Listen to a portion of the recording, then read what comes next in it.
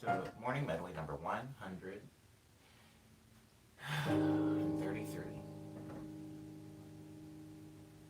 Ah, the trash flies are here.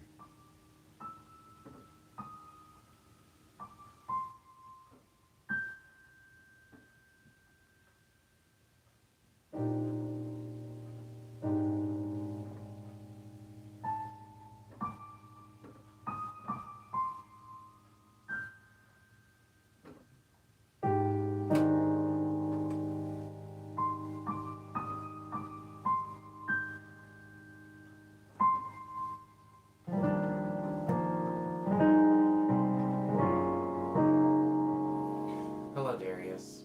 Welcome. How are you?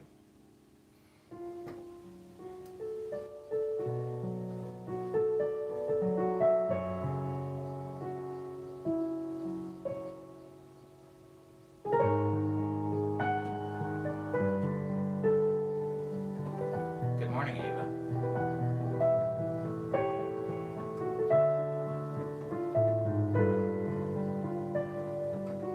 Good morning, Dark Brown.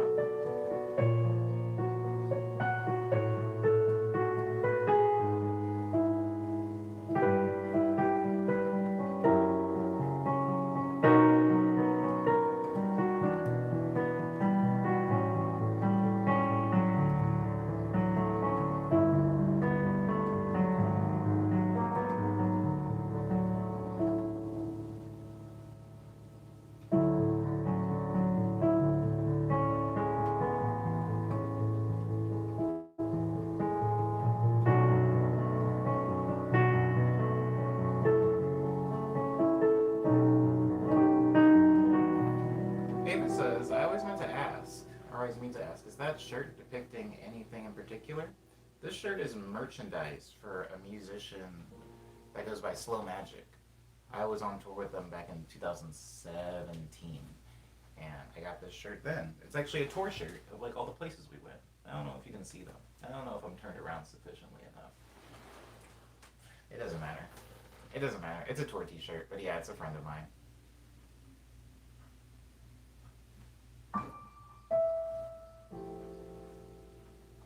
They wear a very similar mask to this when they perform live.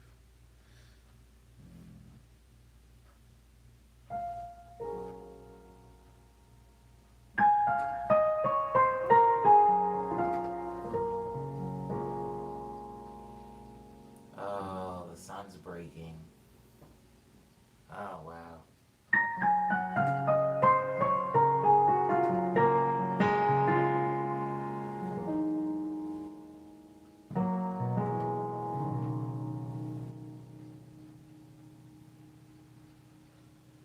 What is that? What are you? There's a little itchy bump on my wrist.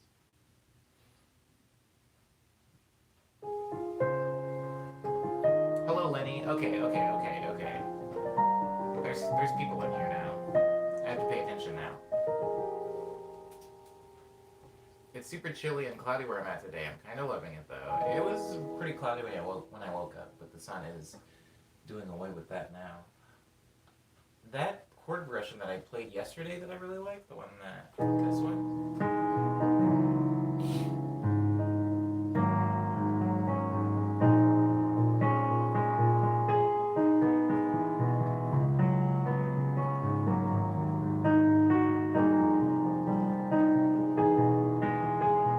So that chord progression, I'm trying to change the key that I played in because I think that playing this chord progression is way too close to the chord progression from Old Enough.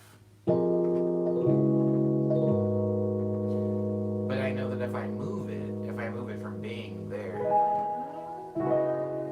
to somewhere else, I can play it. And so yesterday when I was playing on that keyboard over there, I had like a string, like a chamber string patch, and I was playing this.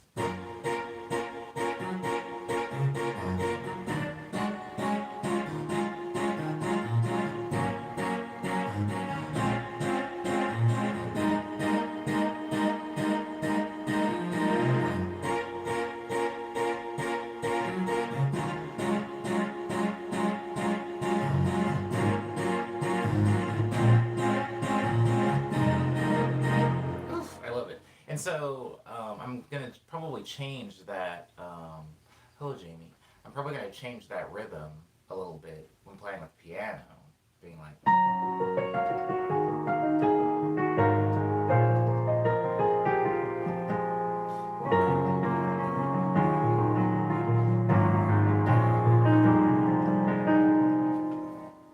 And I'm gonna send that to a friend of mine. The problem is when I'm trying to make music, I feel like because I'm scoring something right now, it's hard for me to like switch modes. I can do it. I can do it, and I do it often. But it is difficult. It's a muscle that needs to be flexed and worked out in order to be good at it. And I feel like typically I'll work in a mode for a very specifically long time. When I say mode, I don't mean the like music, the theoretical mode. I mean modes as in like, okay, now I'm going to be making happy music, or now I'm going to be making sad music. A new muscle that I've had to work out recently is scoring, right? Because I've been scoring a lot lately, so I've been doing a lot of more um, dramatic, like piano placements, like stings for certain cinematic things,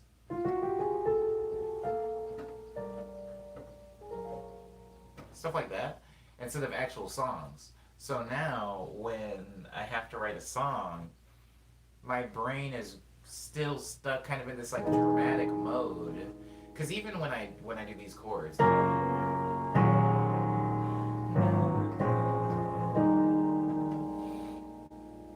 it has harmony to it. I can see a melody going over that, but those are not light-hearted chords. I wouldn't necessarily want to make a house record out of those chords. Is what I'm saying making any sense? Hello, Enigma. Good morning to you. Um, we were talking about dark movies yesterday. Omni, have you seen Perfect Blue? If you like dark films as one, very interesting. It's probably the darkest movie I've ever seen, in my opinion. Word up. Even maybe I'll check it out. I've heard of it before, but I have not seen it. I don't know how long I can stay because my internet is being terrible. I feel you, Enigma. My internet is always really bad, which is why I stream on data. But as I was saying, I think this, like, if you think about the music, like the funky house music that I make, these are not chords that lend themselves to funk. These are chords maybe that would lend themselves to like a daydream-esque, like jazzy, serious, almost somber song. But I really want to do something with those chords, and I would like for it to be in a quarantine. I would like for it to be in a quarantine. And I tried even like messing around with the rhythm of it, right? Like if I had like a clav, like a like a wonky E piano with like some phase on it, like that.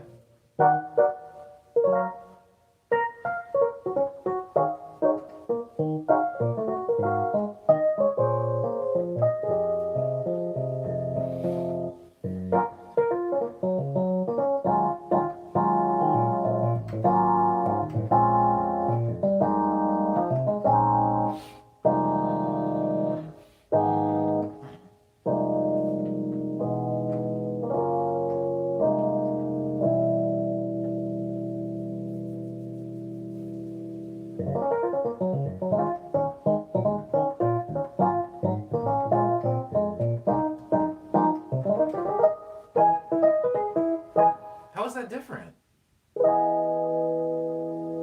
Oh no, how is that different?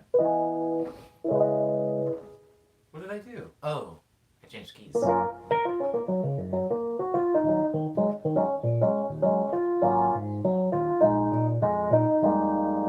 Oof, I love the movement from those three chords. There's very subtle dissonance in there. Have you cut the bandwidth in your state like they have in the UK? Have they cut? I don't know. I haven't really been paying attention to what they've been doing, Enigma, so I don't know. They could have, and I wouldn't know. My internet's been bad for a pretty long time, so I wouldn't blame it on that. Hmm.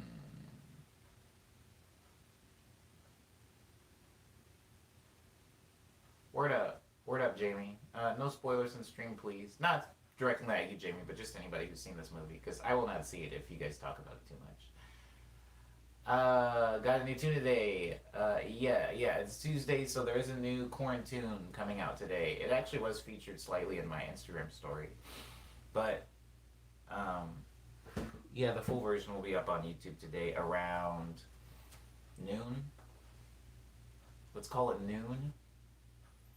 Dark Rose says, Omni, can you please play Love Letters? I like that sound. Oh, word up. I'll play Love Letters. Do you want me to play Love Letters in this current sound?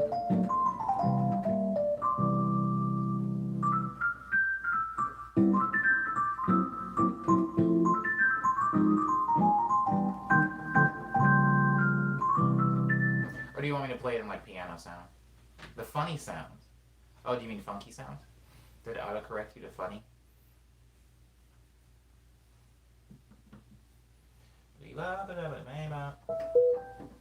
This one?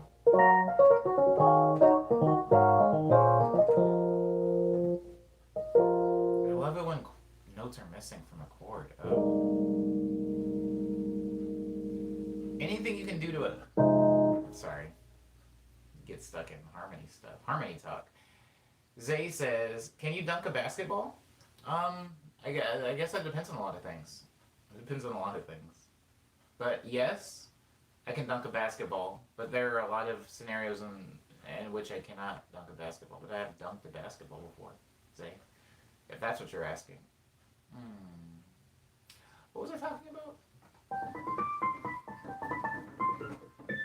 I normally start that high, but I'm not.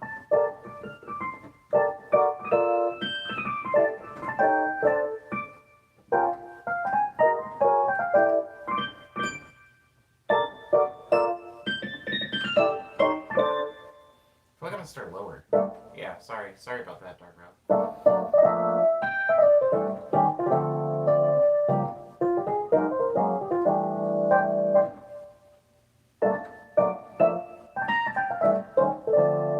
Here's the thing, Jamie.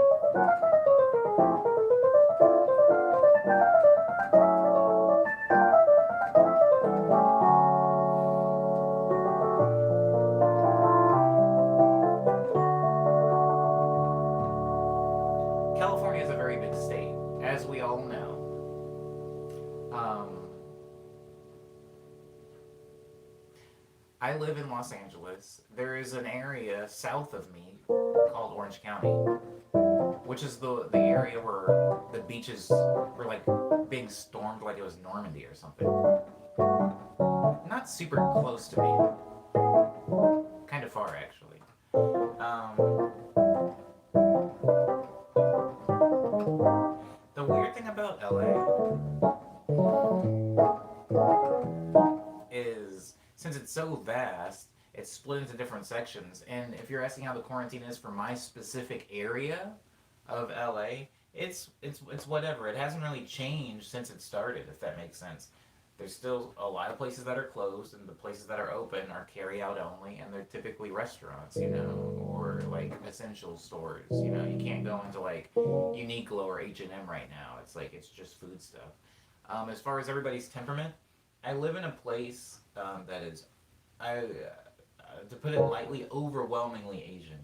So that being said, seeing people wearing face masks isn't something that was like a sudden like, whoa, this is a big shift, because they were doing that already.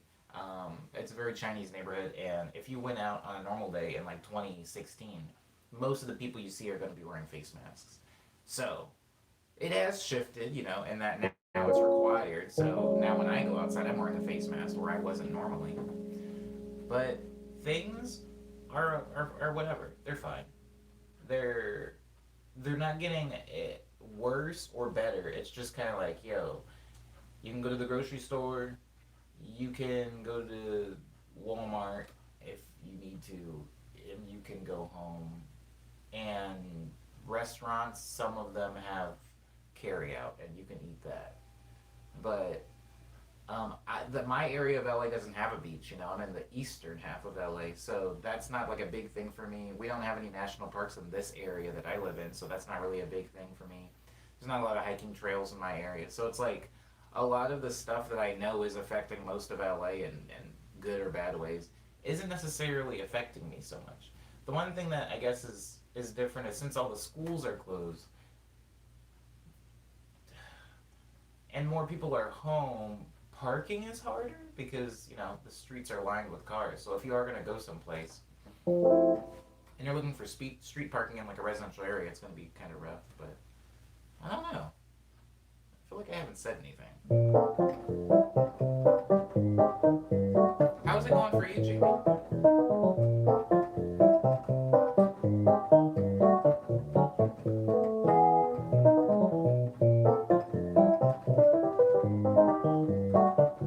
Hey, Ava, is Perfect Blue made by the same people that made Paprika?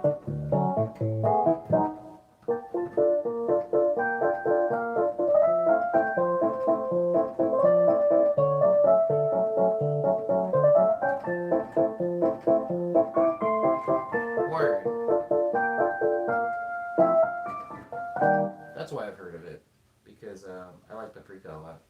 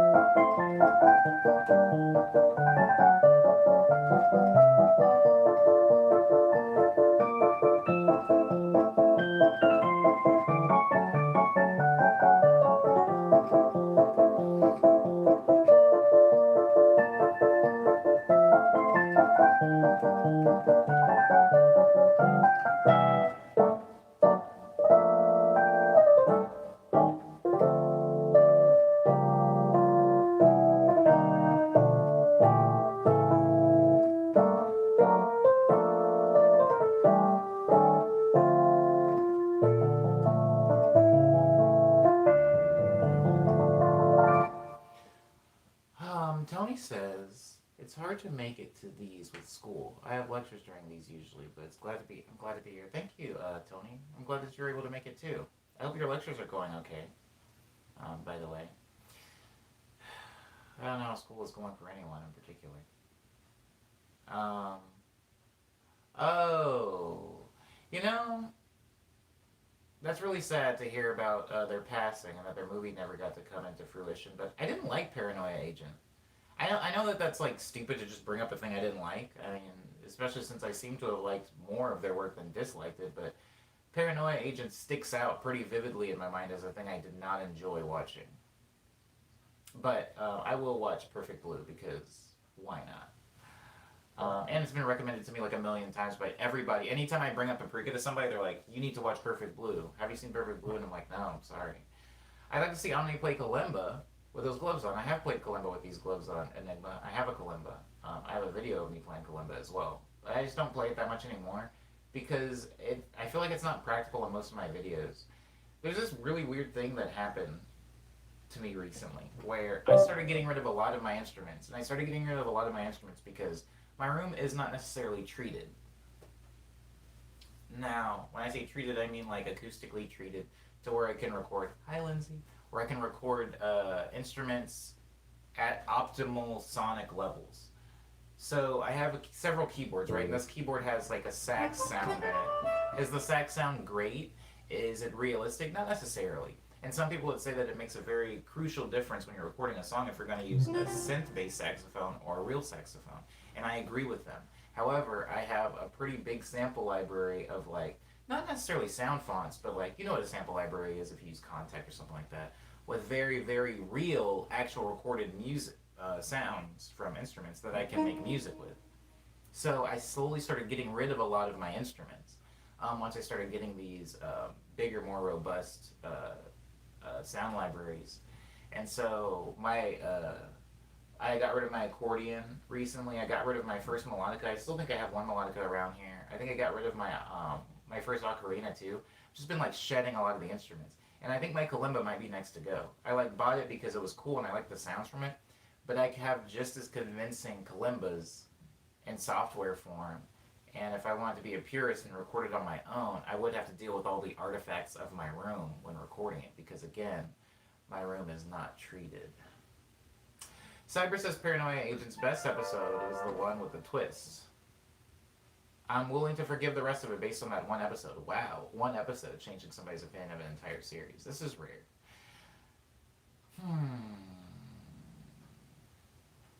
I like bottle episodes, by the way. That comment goes nowhere. I just really do like bottle episodes and shows. If you don't know what a bottle episode is, please research it. You've definitely seen one if you watch even a moderate amount of TV. Ava says Paranoia Agent is very experimental, and I can see what it's going for, but it doesn't quite click for me. Same, Ava. Same. But I appreciate the work that went into it because the animation is really good. And I mean, I don't know. If something's really weird, I watched a movie yesterday called Tag. For reasons that I'm never going to tell you guys because it doesn't put me in a good light. But I watched Tag.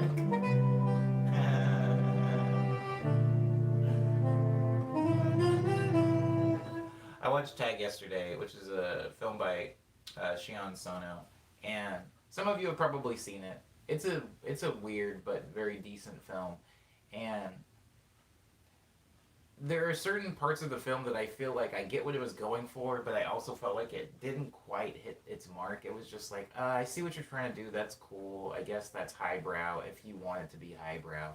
One of those things where like you're seeing a film and it doesn't make sense, but you know that if you had a sit down talk with the director, he would tell you why it's so genius. Or there's somebody that's like a film nerd that would explain to you why this is a work of art and not just nonsense. Like abstract paintings, you know.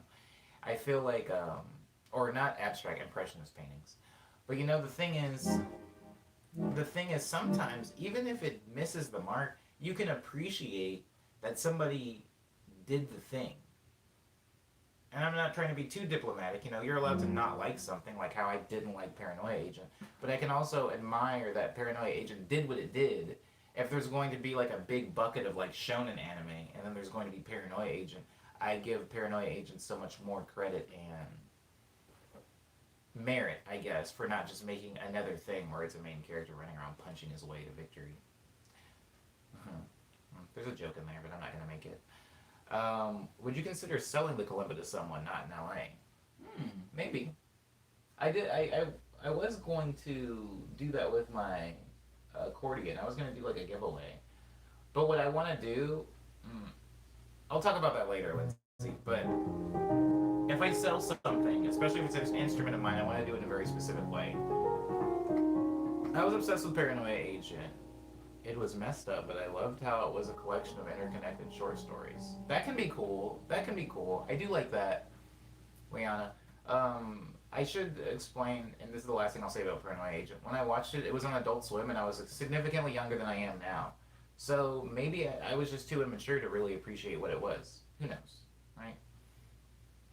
Who knows? The animation is very good. That's why I love animated movies so much.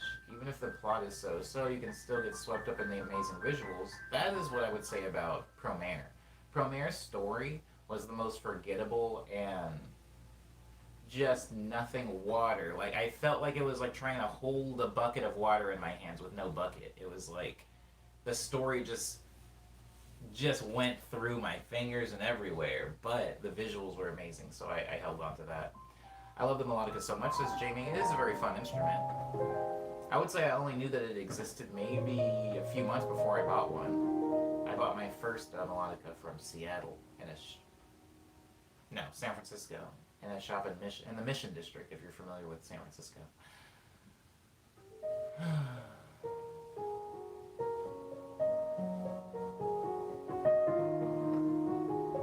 The weird thing, though, Ava, is as an art appreciator, I very rarely defend. Oh, whoa! See, that's what I'm talking about. What is that? Sometimes I have to shift chords up or down a little bit to really see what they are. That's beautiful. That's not quite the K-drama chord, but it's close. That's the K-drama chord. This, oh my god, it's just as cool though. It's, oh, it is the K-drama chord. It's just shifted up. Okay.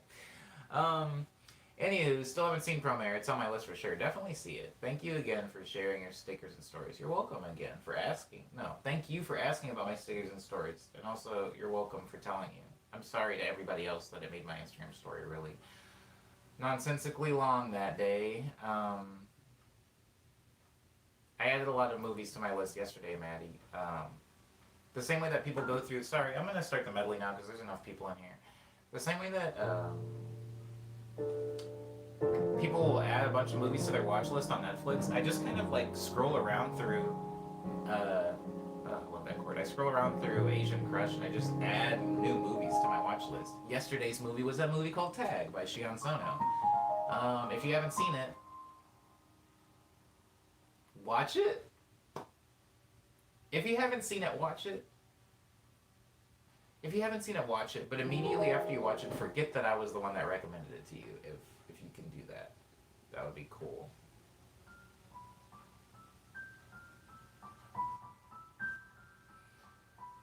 The chord he uses is a famous Joe. Oh, is it in? Oh, is it really? Is that like a Totoro chord? Which one? This one? That one? Or this one?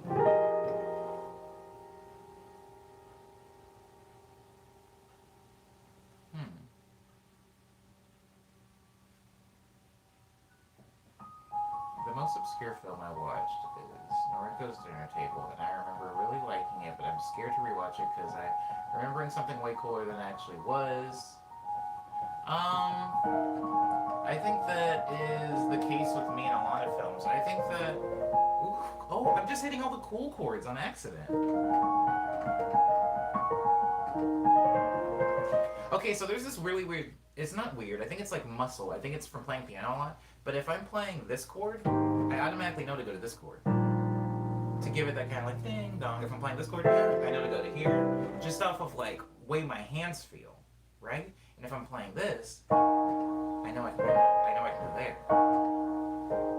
Isn't that weird?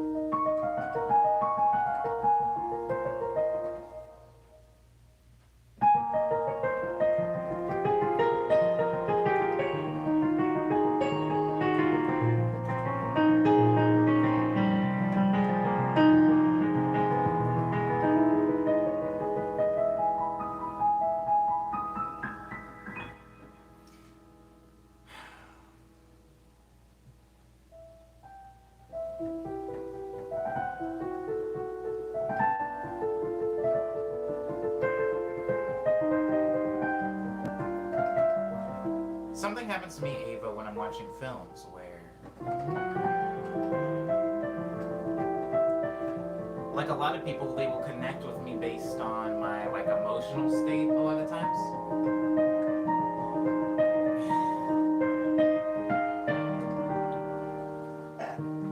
They'll connect with me based on my emotional state, and I recently, earlier this year, watched a movie called. The movie I talk about a lot, When a Wolf Falls in Love with a Sheep. And that movie, I love that movie. And I've gone back to like dissect parts of that movie and figured out kind of why I liked it so much. But still, I feel like if I had seen that movie earlier or later in my life, I wouldn't have enjoyed it so much. And part of me doesn't want to rewatch it because I feel like if I rewatch it, the magic will be gone. And so, I can relate to what you're saying a lot. And I feel like, for example, I watched a movie, the movie that I was embarrassed about, that I'm now accepting the shame and dismissing it. That movie, High Kick Angels. I watched some movie called High Kick Angels, like a few. I think this was like 2 days ago. I don't know what I'm talking about. Like, this was in my distant, shameful past. This was this weekend.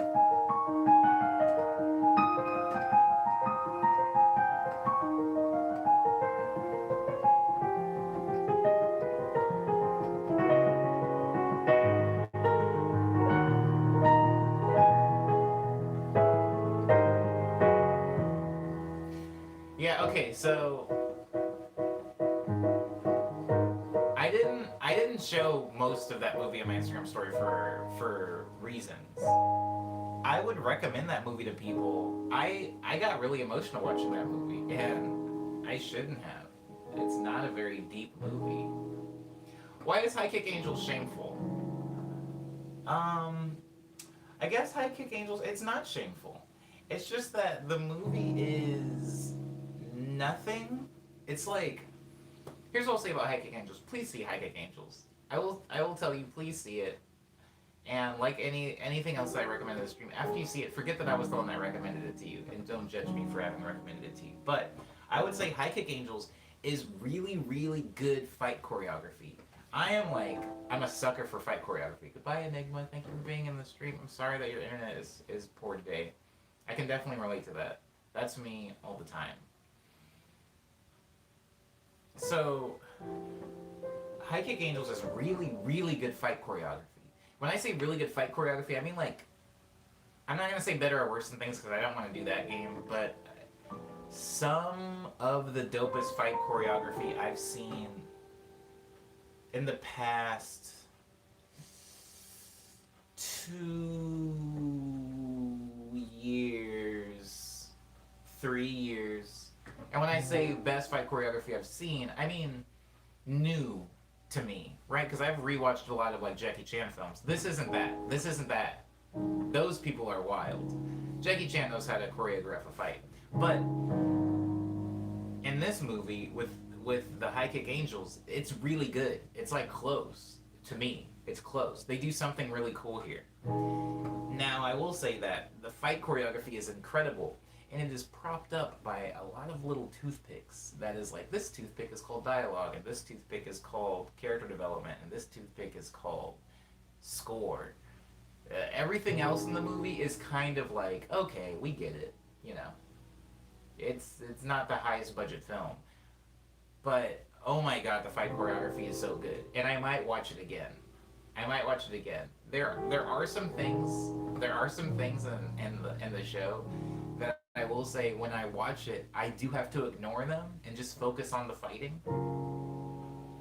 And sometimes it gets really hard to do so. But if you ever see it, you'll know exactly what I'm talking about. Anyways, this song is called Flight Plan. It's about a plane.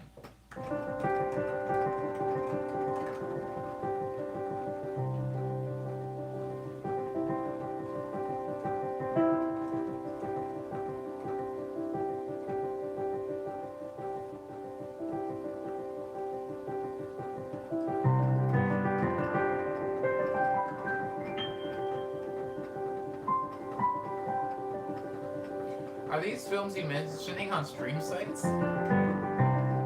High Kick Angels is on a streaming site. Actually, all of the films that I recommend are on the same stream service called Asian Crush, but Tag, the film Tag, you can actually watch for free on YouTube. That's how I watched it yesterday. It's just free with ads, which was astonishing to me. I don't know how that works.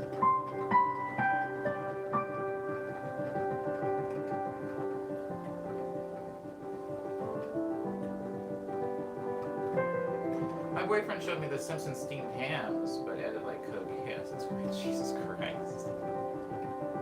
That's actually, I might enjoy that. Maybe send that to me later, if you can remember where it was. Wait, is it like on YouTube, Ava? Is it on YouTube like bootleg, or is it like Tag, like it's officially on YouTube free with ads?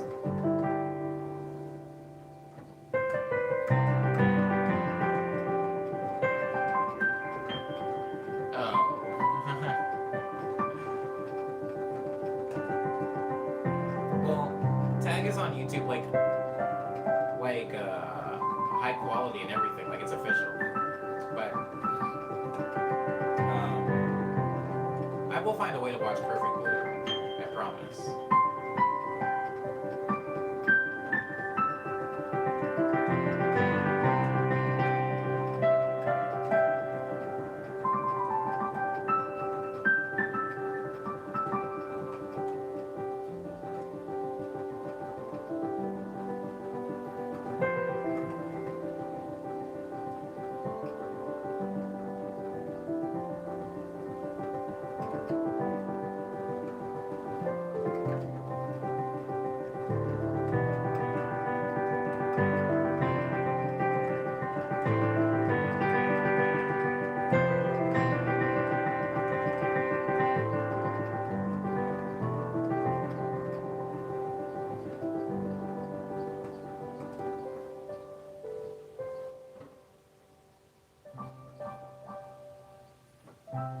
favorite semi-recent YouTube discovery, says Jamie, was people remaking full movies via animation or live action.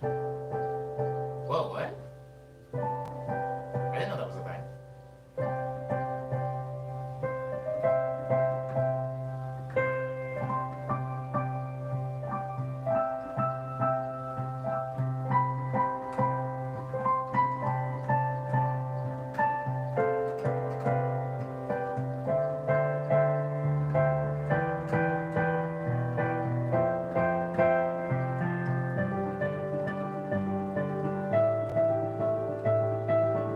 Oh wait, I did see that. I did see the one Leon is talking about. I guess I just didn't know that that was a lot of other movies too. I thought that was just part of like the whole like Shrek meme world, which is pretty vast.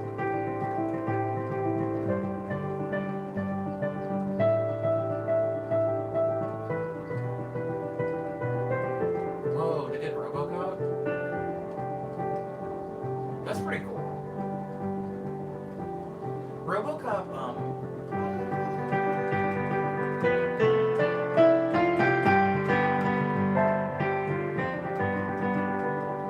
RoboCop is weird because my dad let me watch that movie with him. It's one of the first movies I remember watching and thinking, well, because like I always wanted to see rated R movies, right, with my dad. I wanted to see them. I wanted to see like horror films, but I remember my dad, if he was getting ready to watch them, like he had just rented them from Blockbuster, he would make me go to bed before he started watching them because I was too young and they're rated R movies, right? But I remember for whatever reason, he didn't even think twice before letting me watch RoboCop with him. And for those people that haven't seen RoboCop, I'm not going to talk about how it opens, even though I feel silly trying to protect spoilers of a film that came out, I don't know, like 20 something years ago. But the point is, the intro is, in my opinion, like maybe the first 15 minutes is the most upsetting part of the film. The film has a lot of upsetting beats here and there, but make no mistake, it is an upsetting film. Me as a kid going into RoboCop, I thought it was going to be like Iron Man. I guess which also has a really upsetting intro. I don't... Huh. Wow, that... Sorry, RoboCop. Okay, so yeah, going into RoboCop, I thought it was going to be just, you know, like, the intro to Steel. Does anybody remember the movie Steel?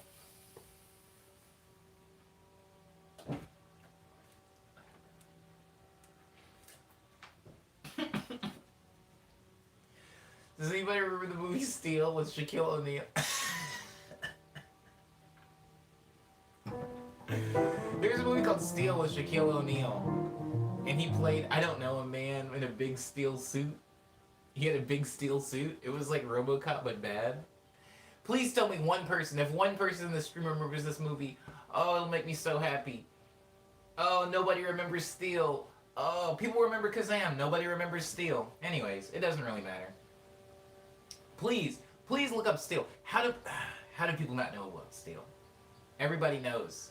Everybody knows about when Shaq was a genie. Nobody remembers when Shaq was a superhero. Ridiculous. I've heard of Steel but never watched it. Well, I guess that's good enough, Lenny. Hi, Jordan. I also don't remember Kazam, if that helps. Was it called Shazam?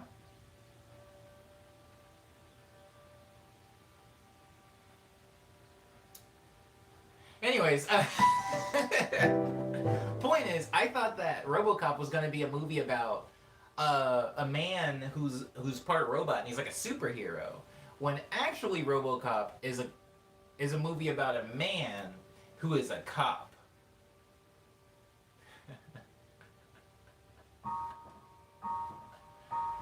It's about a cop. If you want to watch a movie about a cop that's really awful not as being poorly made, but awful as being just heartbreaking and awful and horrible and dark, RoboCop was that. And I remember watching that as a kid and thinking to myself, if this is what rated R movies are, you guys can keep them.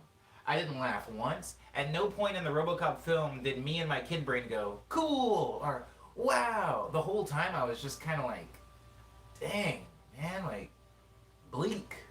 Rated R movies are bleak. I thought rated R movies were bleak.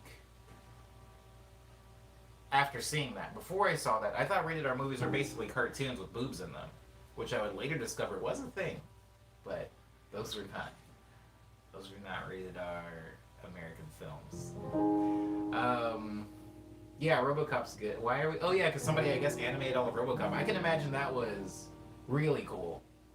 An animated RoboCop must have been fascinating. Wow.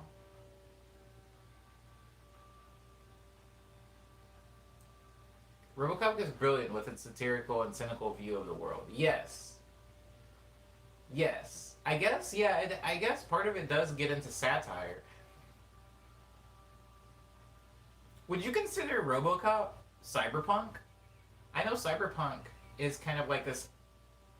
We haven't really properly defined cyberpunk. Like when you ask somebody what cyberpunk is, they're just kind of like, I don't know, Blade Runner, Akira. But like, what is cyberpunk?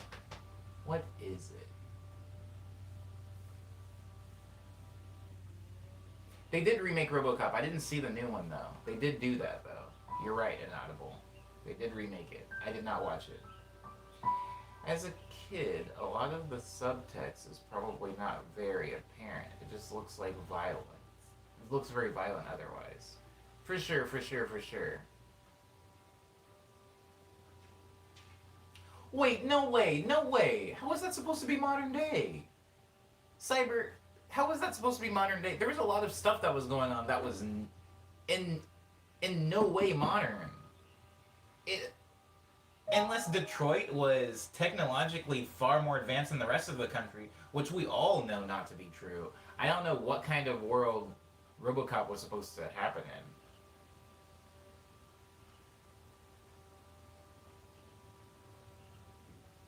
Because robots and everything. But in any case, RoboCop was a film. It's very bleak. I guess see it if you haven't seen it. The original I'm talking about. I haven't seen the remake. Watch that if you ever get a chance. I'm not recommending RoboCop. That's not what I'm doing. I'm recommending Sentai. If you want to watch a show, watch all the Power Ranger shows before they got localized. They're amazing. Okay, so my friend Adrillix came to visit me yesterday. For those of you that don't know Adrillix, she's the one that made my logo. She's also made the cover. She made the album art for Lush Dream, Daydream, Signals. Like, I've been working with her a lot over the past 2-3 years. He's gonna be in Mortal Kombat. RoboCop is gonna be in Mortal Kombat. Isn't that exciting? I sat and talked with her, and I love talking with her. She's really great. But our conversation steered to two things. One subject of conversation was underwear. Underwear being seen in something and it being seen as either sexualized or not sexualized. And then the other half of the conversation was about what a second cousin is and why it's okay to marry them. And I learned, first of all, I learned what a second cousin was. I thought I knew what a second cousin was. I didn't know what a second cousin was. Turns out second cousin and like removal of cousins is very different. Very different, and I didn't know what either one was. And so when people said, yeah, homie married his second cousin, in my brain, because I had my own definition of what I thought a second cousin was, I was like, oh, no big deal. They're not related anyway. Turns out second cousins are related.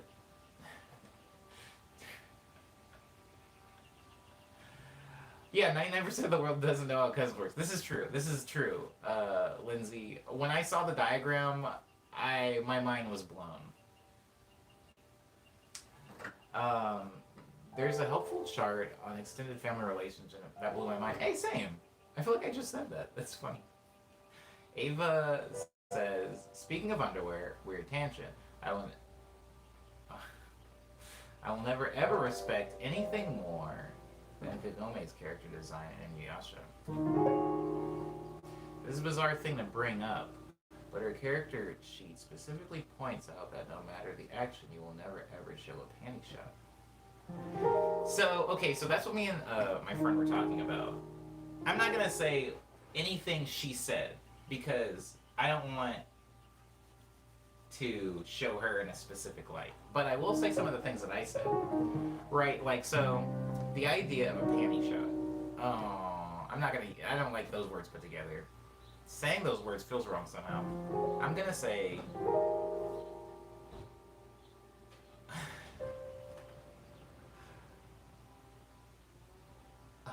I don't know what else to say. Guys, please give me another thing to say that's not that.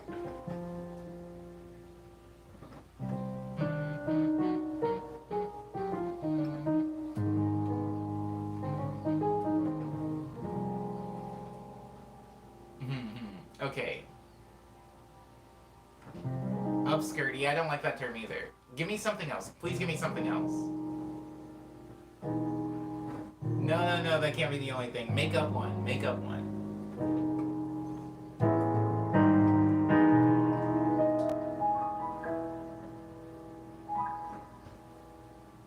Ah, flashy angles. Ah, thank you. Okay, so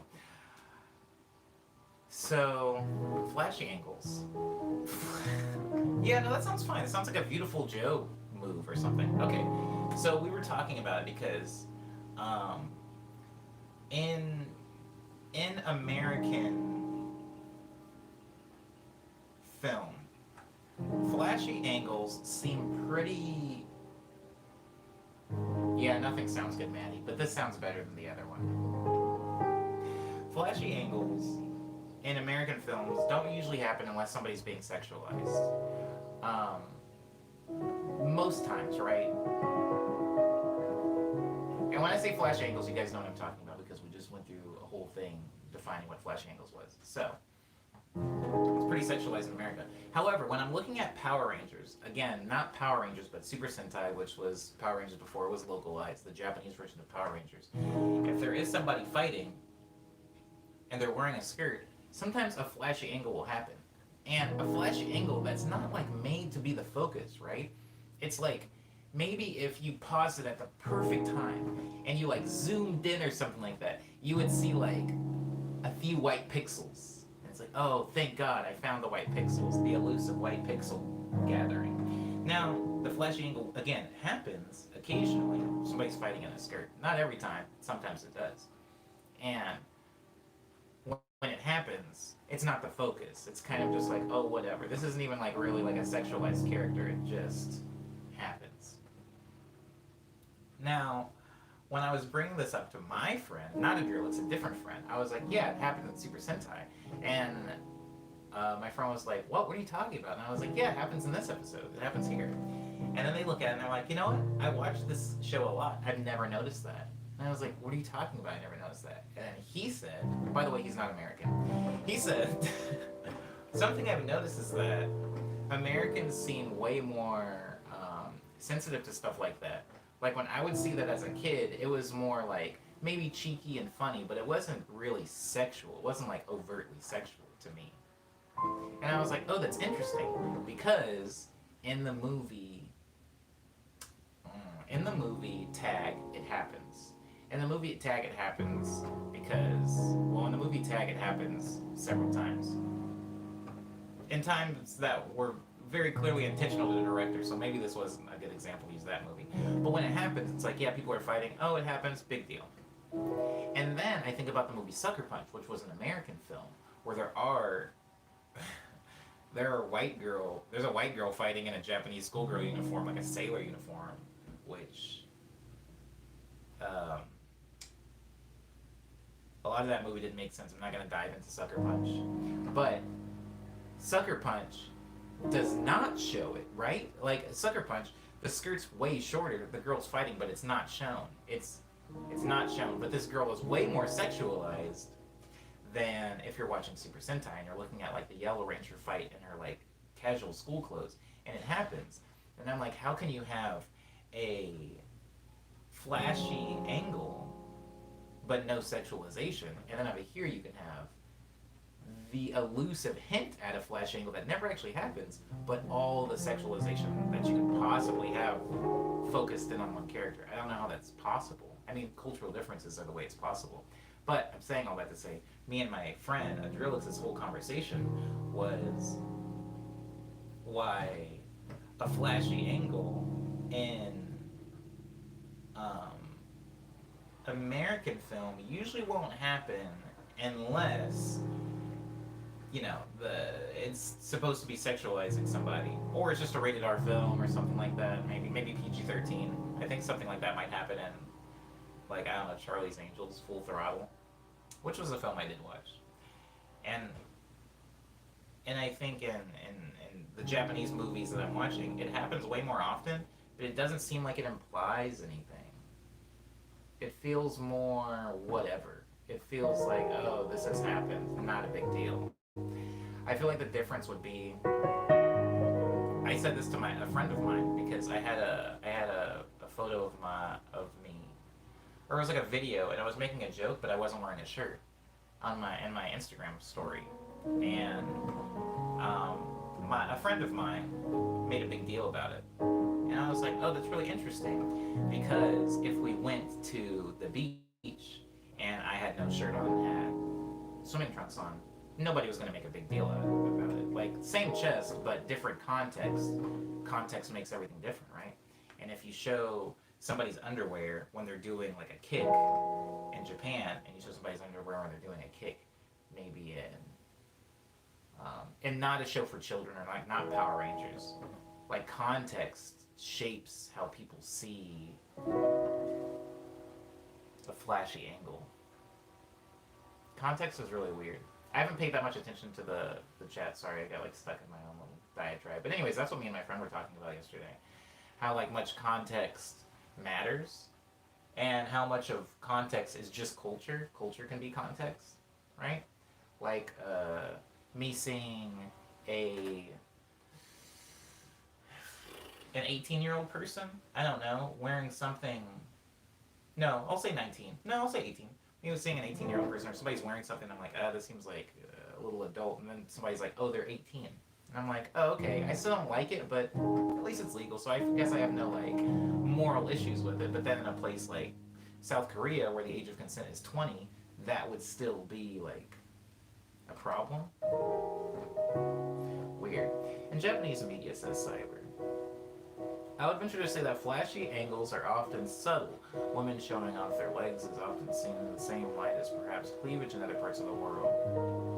Word. It's not super, it's not like this big, it's not like a big rated R stamp.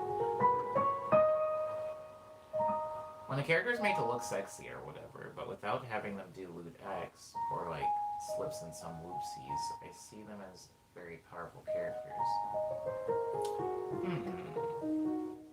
I guess that's just another form of context, right? Contextualizing. Yeah. I don't know. Well, Tag and like all these movies that I'm watching are kind of making me realize that a lot of the things that I've been taught by American film to think are funny or sad or empowering or scary don't necessarily always translate to other cultures, because like I said, culture is context. So something that could be very spooky in America wouldn't necessarily be spooky in Japan or Korea, or something that would be extremely offensive on screen in Korea.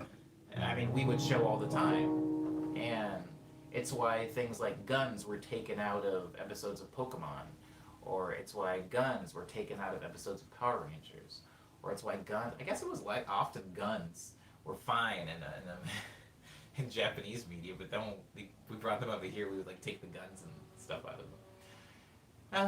Anywho, Tommy's leaving. Goodbye, Tommy. I hope your dinner is delicious.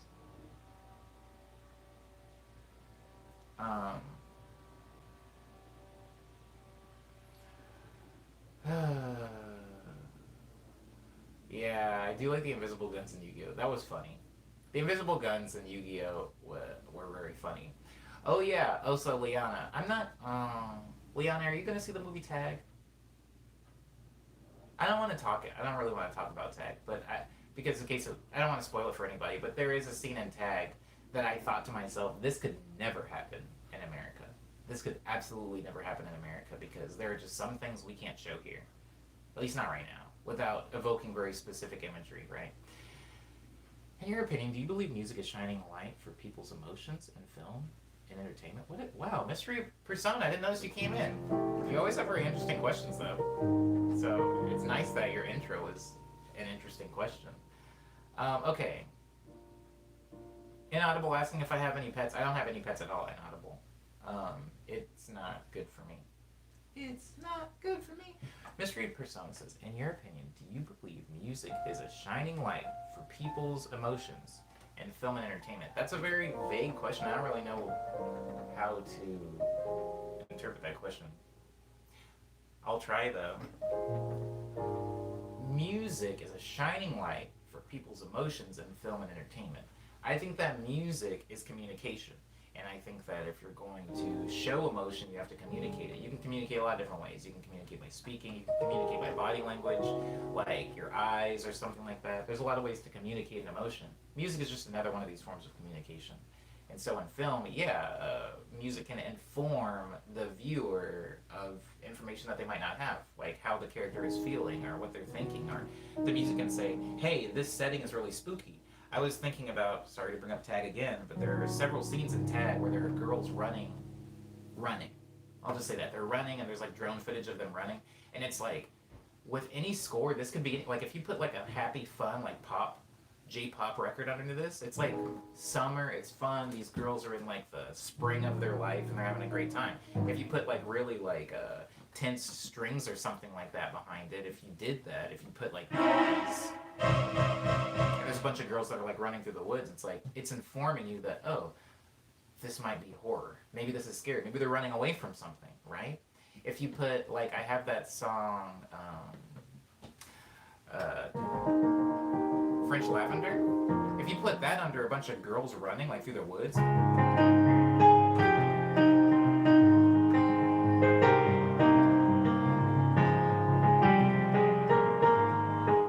it sounds more freeing. Maybe they're running to something. Maybe they're running for running's sake, you know?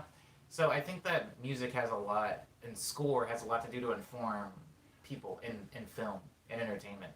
I don't think that it is solely the score's job, right? There's a lot of things. Movies, when you look at the way a horror movie's just shot, even if you mute it, it's colored differently, right? It's shot differently to evoke like a spooky atmosphere. But music definitely helps. I hope that answers your question. Omni, are we running out of time? Would you mind briefly going back to the specific way you like to sell instruments? Oh, we are running a little low on time. I will. When I sell an instrument, I like for it to be significant to the specific instrument. I like to give the instrument some narrative. So in the past, when I've given away an instrument, I like to make a song with that instrument, make videos with that instrument so that it has kind of like a life of its own before I impart it to somebody else. I just haven't done that with the kalimba.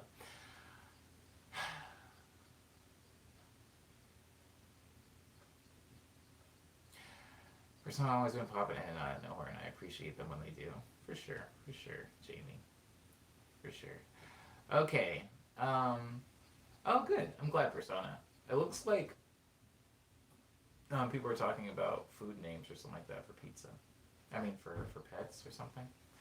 But, is Cyber leaving? Goodbye, Cyber. Thank you so much for being here. I appreciate you. I hope you enjoy the rest of your Tuesday, and I hope to see you in tomorrow's morning medley at 9 o'clock, 1:34.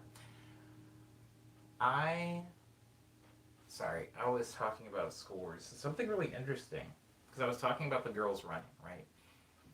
What I would love to do... Oh my god, I can do that. Oh my god, I can do that.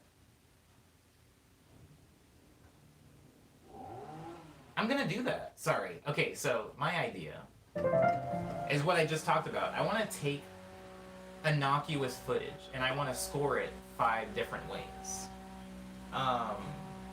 To give it some type of different meaning, different feeling, different world. Sorry guys, it's landscaping day, so it's going to be a little noisy for the next few minutes, which sadly are the final few minutes, but I want to take like, the image that I'm thinking of in Tag is, I think it's 4 girls, and they're just sprinting with no dialogue, and they're sprinting through the city, then they're sprinting through the woods, and then they're sprinting by a river, and then they're sprinting to this like lake, and then they chill there, and then they talk and hang out. But it is a long running scene, and in the movie they scored with like ambient-esque J-rock. It's like really pretty.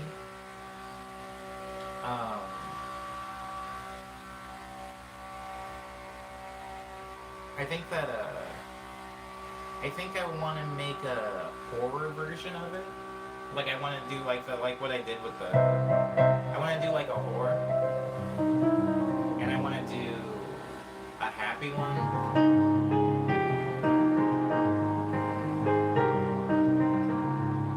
I want to try to do a sad one. I feel like if I put the like little K drum chords over it.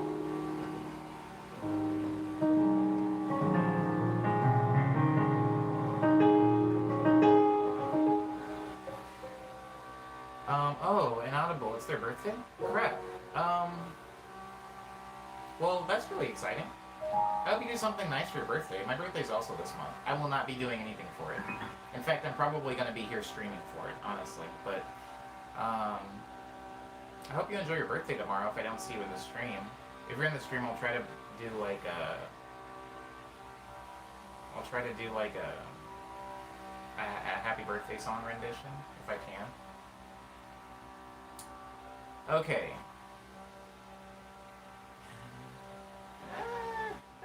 I don't know how I feel about being old. Aw, 17, huh? 17 is old. Alright, I'm gonna start going over some news.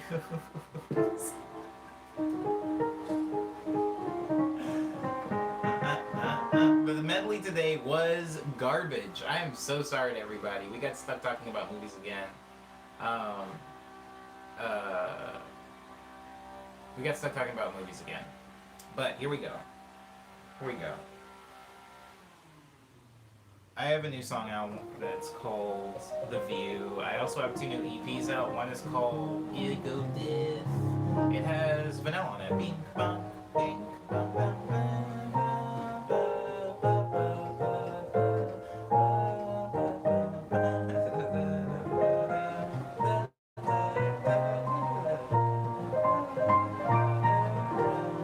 That song's available on Ego Death. I also have a thing called Quick Breath. Please go check both of those out. They're on Bandcamp, Spotify, iTunes. I actually can't remember the names when I'm not playing the chords. Bandcamp, SoundCloud. Bandcamp, SoundCloud, Spotify, iTunes, Amazon MP3, Tidal, Groove, Pandora, Napster. Bandcamp, SoundCloud, Spotify, iTunes, Apple Music, Google Play, Amazon MP3, Tidal, Groove, Deezer, Pandora, Napster, and YouTube. Today is also Tuesday, and remember every Tuesday I upload a new video. So today's video is called... What is it called? What is it called? Oh... Money Talks. It's called Money Talks, because it's a remix of that one lady that raps. And the bar that she chose is Money Talks, so I'm just using that as the name of my quarantine. Do you have merch, says Mystery Persona? I don't anymore. I was in the process of making new merch for this year, and I was going to tour with it, but my tour got canceled, as did the merch. So there will be merch. There just isn't at this moment. But thank you so much for asking, Mystery Persona. When there is, I promise I will bring it up in the stream. I promise I will bring it up in the stream. Beautiful, beautiful noise. Beautiful noise that is. There, again, I guess while we're on the subject of news, Quarantine is today. So Quarantunes, today's will be the 7th, I believe, in the series. I upload a new one of these videos every week. The first one was called Honeydew. The second one was called French Lavender, that song that I played a little while ago, this one. The third one was called Home Is You. The fourth one was called Dreams Come True. The fifth one was called I'm Not Dead. The sixth one was called Old Enough. And this week's is called Money Talks.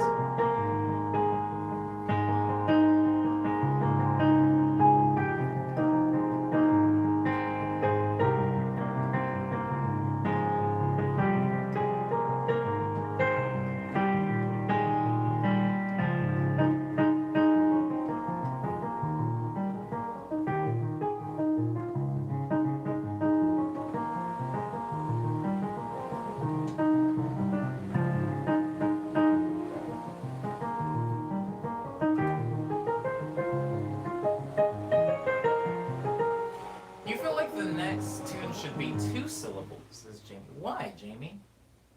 How come? What is the pattern? I feel like my pattern is 3 syllables right now. Do you feel like they should get gradually shorter until they're just 1 syllable and then 1 letter?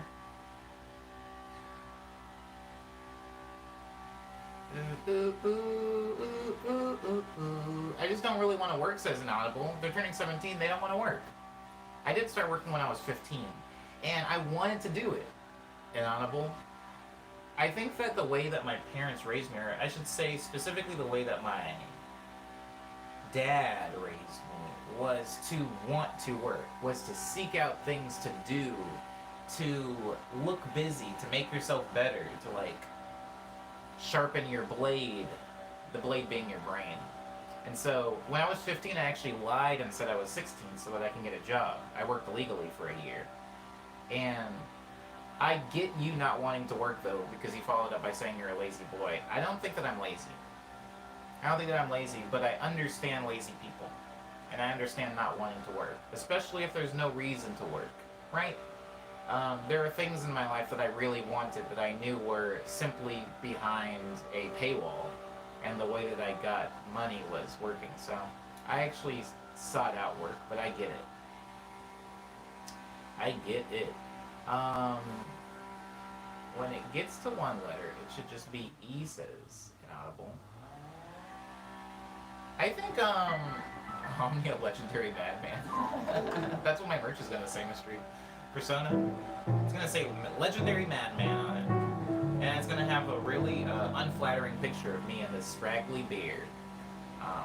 Looking sad and dejected. Okay. Okay. Alright. The final song that I'm playing is called Hush Hour. I wrote it when I was in Hong Kong, which I desperately want to return to. Guys, Hong Kong is beautiful. If you ever get the chance to go, stay for longer than 3 days. Just for my benefit. I feel like it might flow nice with the other titles, says Jamie. Honeydew. Honeydew, French Lavender, Home is You, Dreams Come True, I'm Not Dead, Old Enough, Bum Bum.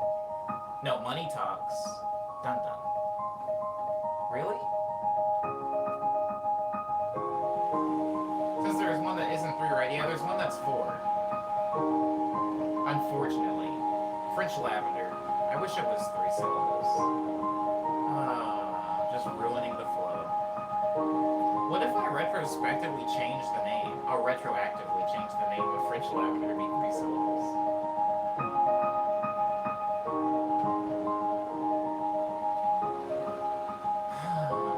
Flashy view.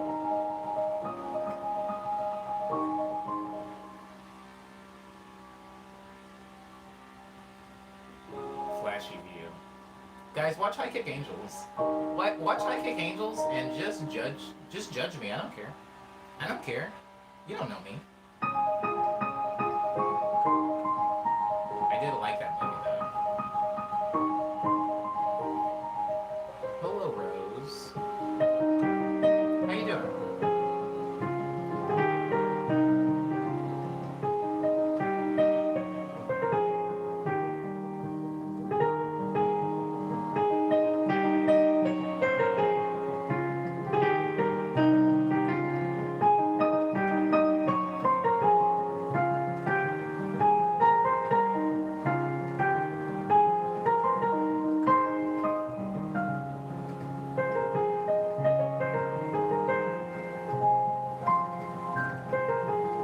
High Kick Angel or when a wolf falls in love with a sheep first?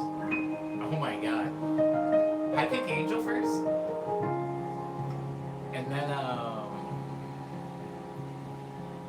oh my god, I just realized how long that acronym is. It's a hideous acronym. Waffle Waz.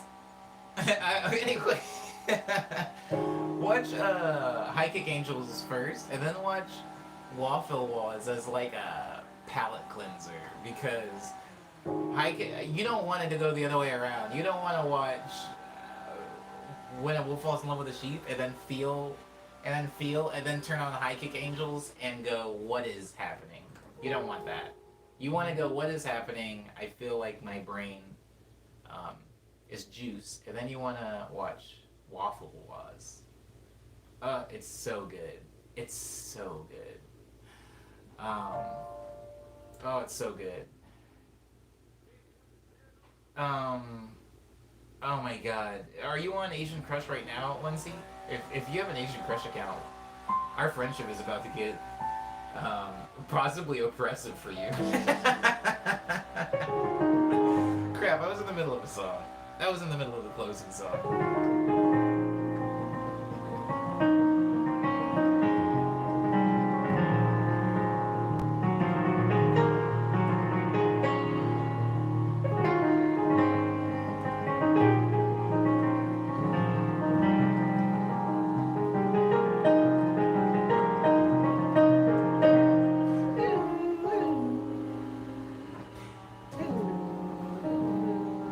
Oh, I love that.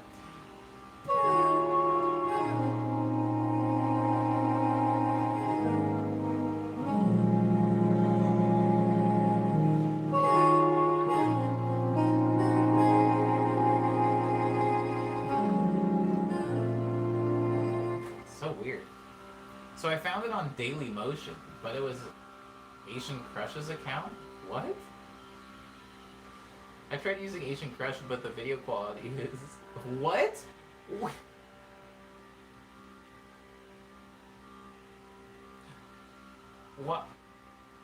I don't know. I don't know. I guess if you find high quality somewhere, watch that. Wow. The quality was that bad? I will say that so much of the stuff that's on Asian Crush is pretty... No, I'm not going to say that. It's mostly high quality. Okay, okay, okay. It was just very bad. I understand. I understand, Lindsay. Anyways, yeah, if I find any other person that has an Asian Crush account, I feel bad for that person because I'm going to bother them a lot. Just constantly asking questions. Asking if they've seen this, asking for recommendations. Oh, I love that thing. Okay. I still have to finish what's it called. I'm going to do like a fast sax version of it because I did lose my way halfway through playing Hush Hour.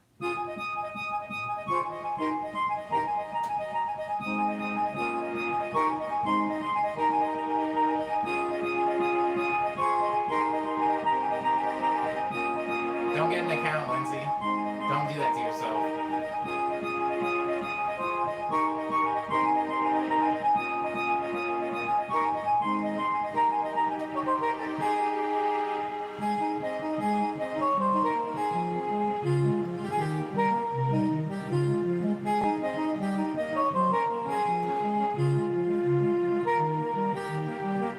It's on the chains.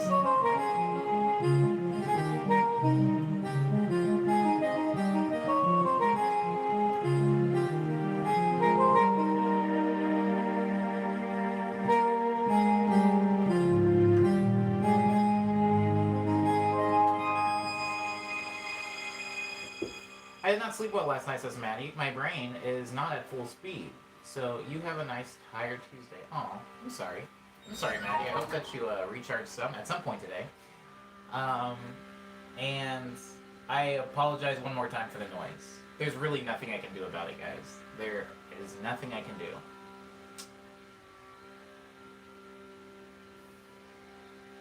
It's amazing how loud and frequent it is.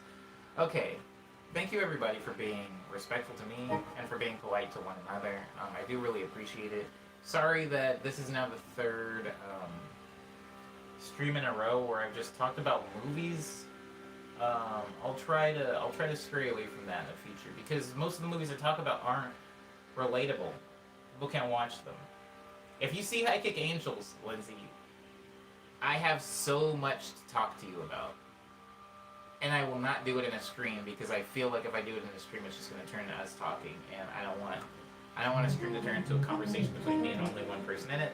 So, do with that information what you will.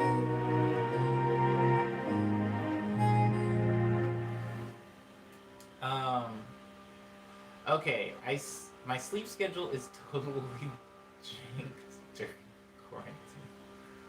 I'm not laughing at your sleep schedule being janked, Maddie. I just started thinking of something while reading your comment that, uh, yeah, I started thinking of something. Um, is there anywhere to see that stuff kind of easily, says Rose? I kind of watched the terrible acronym one. It looks cute. I want to watch the terrible acronym one. I feel like I feel like watching it on Asian Crush is easy. So I feel like it's easy. You don't. At least when I pull it up on my TV, I don't need an. I actually only actually need an account, Rose. Like, I don't pay for things. I don't. There's a way to pay for Asian Crush. If you pay for Asian Crush, you get like the premium package. But like, I don't care about that. I don't have money to waste on that. I'm already paying for Netflix. I refuse to pay for anything else. So you can technically watch it for free if you just go to the Asian Crush like site. Yeah. I mean, I have an account, but my account's a free account. My account on Asian Crush is like my YouTube account. Yeah, I could pay, and I'll get like more shows and no ads, but I don't care. I'll take the ads. Um, genuinely enjoy listening to you talk about stuff you like, though. Oh, word, Kiwi. Something I've tried to do recently. I was gonna say something really out of pocket. Okay, but something I did like 5 years ago. I'm pretty sure there's an Asian Crush app on my Roku. I'm pretty sure there is too, Maddie, because when I go to the Asian Crush site, it says it's available on Roku. The thing that I did 5 years ago is I made the. Somebody said, "What's your guilty pleasure?" And I realized I had no answer to it. And they were like, "You're stupid." Or they didn't say that, but they said something just as insulting. They were like, "Omni, how come you don't have favorites? What's wrong with you? Why would you do this? We need favorites. That's what makes the world go round."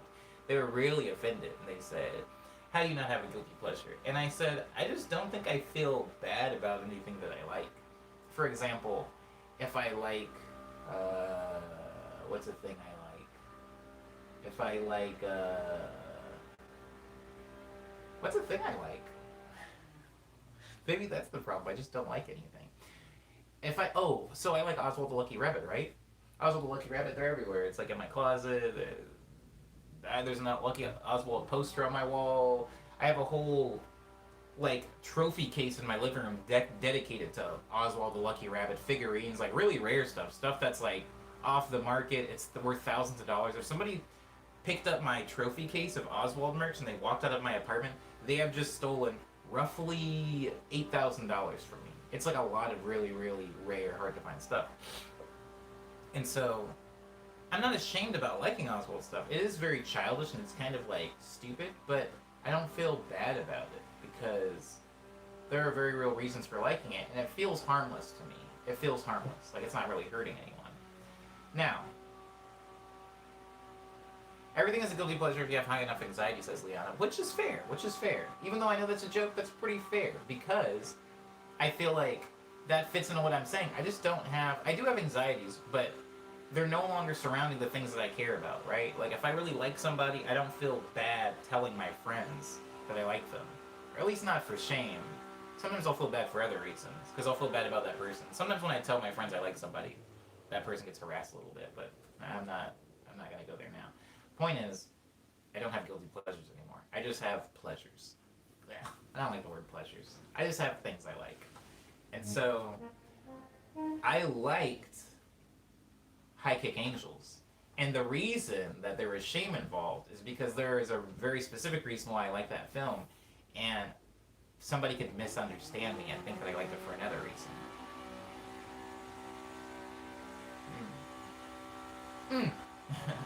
As they would say in Japan. Like, unless it's really messed up stuff, there's no reason to feel guilty about it. For sure.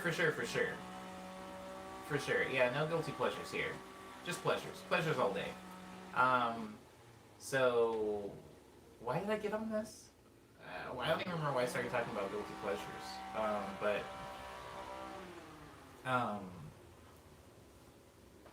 Very rare, honestly, pleasures all day. Yeah, I think I'm trying to think of how to button this topic, and move on with my day. I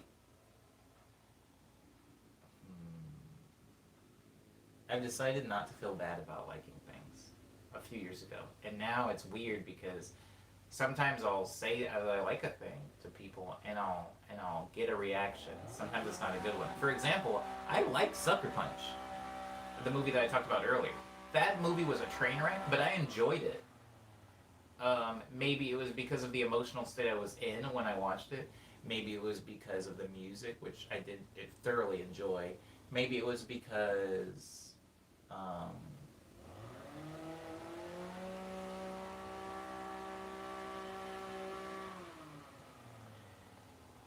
that movie was not good, but I enjoyed it. Also, Fast and Furious. People used to crap on me for loving the Fast and Furious series. I love that series more than a lot of other series of film. I'm there opening weekend, no matter what movie it is. I have to see the Fast movies. I love them, and I don't feel bad about it. Anyways, if you have guilty pleasures, try not to. Just have pleasures going forward.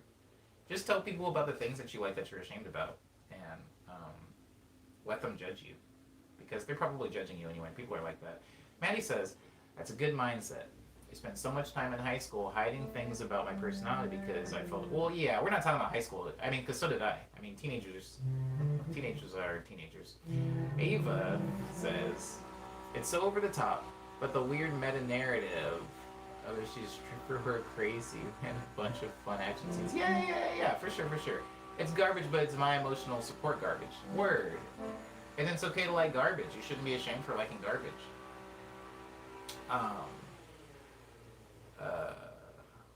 The new movies aren't as good, but I like them, says Inaudible. The Fast and Furious ones. When you say new movies, I assume you're talking about 7 and 8, yes? You're not including 5 in your new movies aren't as good, are you? Because we all know that 5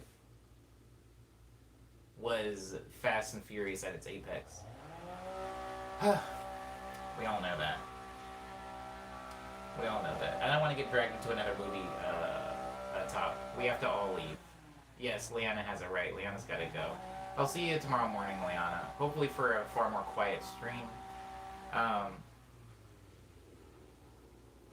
I'll see you guys. I'll see you guys soon. Thank you again for being respectful to me and polite to each other. I really do appreciate you guys. I hope to see you in tomorrow's stream, 1:34 morning medley, number 134 at 9 a.m. on Wednesday. Until then, enjoy the rest of your Tuesday, guys. Oh yeah, new video up in like an hour.